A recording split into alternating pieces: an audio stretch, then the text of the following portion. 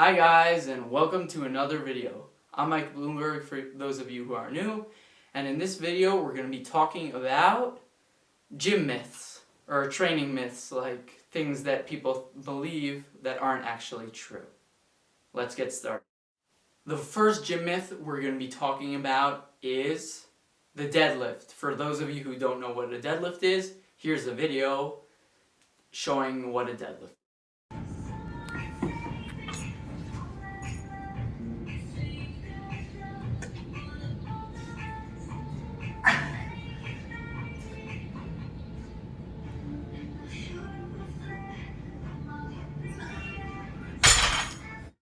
So the myth about the deadlift is that it's associated with a certain training for a certain muscle or a certain body part.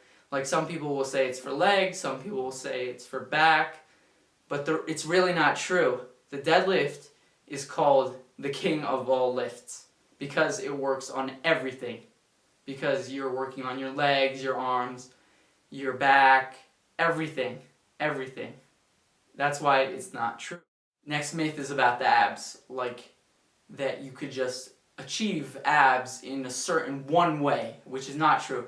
When people come into the gym, they're like, how do I get abs? Like as if there's one way to get abs, which is not true. For different people with different genetics, it takes different amount of training and different amount of body fat percentages, and so it's not really one way for every single person.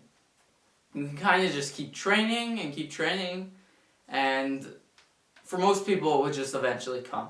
You just have to wait. It takes a long time. Abs, just like anything, if let's say everybody was a millionaire, then nobody would be, and you didn't have to work hard for it, then nobody would value it. So just like abs, it takes hard work. If you could just do it randomly, then nobody would care about it. That's why ab implants don't look as good as regular abs, like if you actually trained. So train abs, stay natural. If you guys have been enjoying the video until now and you're not yet subscribed, please make sure you do. I really appreciate it if you subscribe. Thank you. Okay, calories in, calories out. That's the next myth. So the way it works is you eat the same amount of calories you burn. That's maintenance. You stay pretty much the same. Then there's, if you're eating more calories than you're burning, you're gonna get bigger. Whether if it's cleaner and not such a high jump, then you'll get bigger, and it's like a bulk. But otherwise, if it's too high and too much and it's not clean, then you're gonna get fat. And fat people have slower metabolism, or people that naturally have slow metabolism, they'll lean towards the fat side. Then there's calorie deficit, which means you're burning more calories than you're eating, which means you'll go down. If it's controlled and it's clean, you'll go down a tiny bit in weight and you'll get more shredded, okay? And more like peaked. But if you're doing it way too fast and it's not clean, then you're just gonna get insanely skinny and it's not good. So the way it works is some people will say, oh, I have bad metabolism, oh, I have good metabolism, or I have fast, slow. So the way it works is the same rule as calories in, calories out. Like the surplus, the deficit, the maintenance is all the same. But what's the difference with the metabolism is some people, it's easier for them to burn calories, and then some people, it's harder for them to burn calories. So that sums up calories in, calories out. The next myth is sweat does not equal hypertrophy. Hypertrophy is muscle growth and muscle stimulation, okay? So some people will come into the gym and they'll be like, I'm not sweating, I must be doing something wrong. There's no way I'm activating my muscles, but that's not true. And some people will be like, oh, I'm sweating so much, why am I not growing? I'm probably stimulating the muscle so much. That's not true. You're sweating because your body is overheated, which is natural to a certain point. The reason you sweat is so your body cools down. It's part of the mechanism, so you cool down, and so that you don't fry your brain. Because if you get really hot, then the first thing to die of overheating in your body is your head, which is why you would be sweating the most in your head. So you cool down.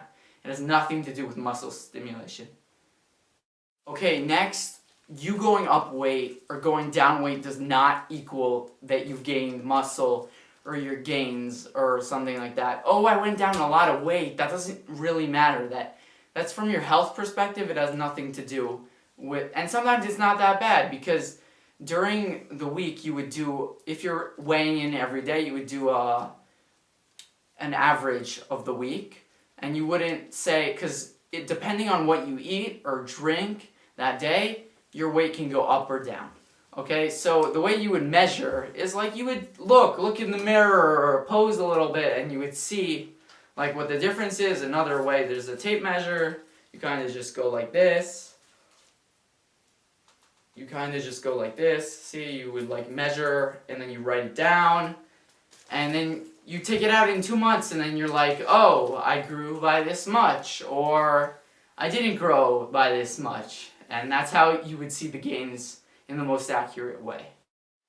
The next myth is a lifting belt. Here, I'll show a picture at the end of this part of the video. A lifting belt is not, it doesn't help you lift more. It means that it's kind of like a safety. If you're lifting very heavy, then sometimes accidentally you could slip out of form. I'm not saying it's always the safest to lift always heavy and the heaviest, but if in case you slip out of form, then you're less likely to get hurt. That's what a belt is for. Here's a picture.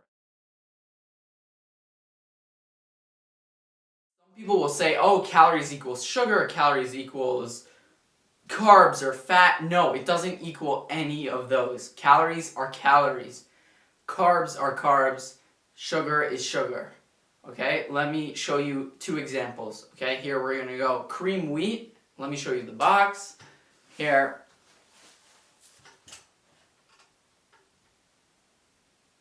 As you can see, there's 100 in a dry packet, there's 120 calories.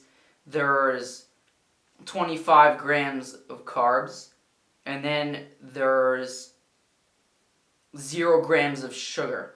Okay? 120 calories, right? Remember that number, 120 calories. Here's a bag of Twizzlers. See? Can you see that? 120 grams. 120 calories. See? Okay, next we're going to see the sugar. In here, there is total sugar 14 grams, which is, we saw another one, there was 0. Okay, and here we're going to see there's carbs. There is 26 grams. Back there was, here, let me check. Back there was 40. Okay, here 40 and 26. So like that's how you see that calories doesn't equal sugar or carbs or any other thing. Calories are calories. Okay, I hope that solved some issues so you guys could understand some things. Okay, next. Okay, this is a myth that I've heard a lot of people talk about. It's about the calves. Some people will say, oh, I have bad calf genetics. I have small calves. It's partially has to do with that, but mostly the genetics only have to do with the shape. And if you train them enough, they get big enough. Okay, that's just how it works with any other muscle. Calves are calves. Calves are a kind of muscle. That's it. On your leg. See, like the back of your leg on the bottom. So I explained it in the previous video about training legs. One of the more common myths that people believe in. Rep range people. They'll be like, oh, 10 to 12 is hypertrophy, 3 to 5 is strength, 1 is like brute strength, and some people will be like, oh, 20 to 30 is just like endurance and stuff like that. No, guys, the rep range changes for each person. For some people, 8 to 10 is good for hypertrophy. Some people, 12 to 15 is good for hypertrophy. It's different. Some people will make like an average between most people, but you need to find your exact point on the scale. It's not like oh, if I do anywhere between 10 and 15, then I'll be golden and I'll definitely have a hypertrophy. No, you gotta find what's hypertrophy for you, based on the weight, and based on the sets. Last myth that I'm gonna talk about, which I hate that people talk about it like this, and they say salt is bad for you. It's not.